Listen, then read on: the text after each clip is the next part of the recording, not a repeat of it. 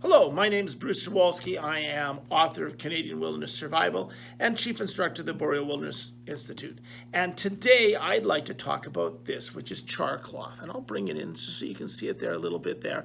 That is a piece of cotton made from jeans. It is either char cloth or char cloth, however you want to deal with or pronounce it. And what you're doing with that is you're making a tinder. And the tinder is not the most efficient type of tinder in the world, but it will keep a spark. So like true tinder fungus, which will do the same thing, but keep that spark for literally days, char cloth doesn't last as long.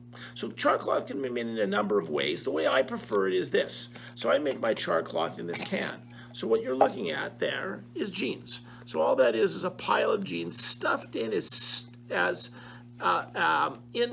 literally as thick as you can, and all it is in this case standard blue jeans. I put this inside a mushroom tin and a soup tin, and I lock it up this way, and I take this can and I throw it into a fire. Now, not a raging bonfire, but just a standard cooking fire for about 20 minutes. And what this will do is this can will turn into this, and you can see it's been charred and done. And inside, you pull that apart, what you will see is char cloth. And so this char cloth, in this case, I've been working at it for a while and chewing pieces away. And what that char cloth will do is turn your jeans into this. In reality, it will go through 4 stages. So originally this was blue jean. So as it cooks, it loses out or removes its color, and it will turn back into a brown char cloth. And that brown char cloth is not cooked yet. And that is like the color of Carhartt's jeans. That's what it is. It's jeans without any color in it. Then it will go black. If you put it in too long, your char cloth will turn into ash, and it's gone.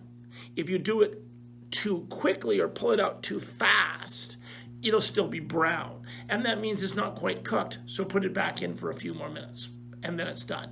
And what that does is it turns it into a piece of char cloth that will keep an ember. And normally we will light that with a striker. So in this case, Swedish fire steel, any kind of striker you want. As a matter of fact, one of the nice things about char cloth and why people will often do it is not that it's a superior tinder, but that it will light very, very easily off a basic spark. So if I was to strike, one strike there, and that's all it takes. And you can see it going red. And I blow on that, and it'll give it. And this case of char cloth here will probably stay emberized, and you can see if I just have to move my hand because it's going red in there, that'll stay burning for a while, and it'll produce a fair amount of heat. It's a very good, decent tinder for the short term. So one of the things about why we would do it because we accidentally carried a little bit of jeans or cotton into the wilderness, or because we want to do it the way Les Stroud did it in one of his episodes by putting a piece of cotton between 2 rocks. So that's the improvised technique. If I build tinder this way, I'm doing it because I want to make sure I have tinder to practice with in large amounts. And that's how we would do it there. So what we talked about was how to properly make char cloth, how to use it efficiently, and in the wilderness, it's a good tinder, but not the best tinders. In other words, if I was going to make better tinder, I could, but char cloth works well for that.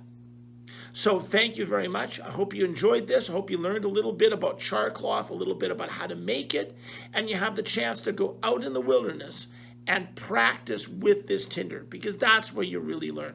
Thank you.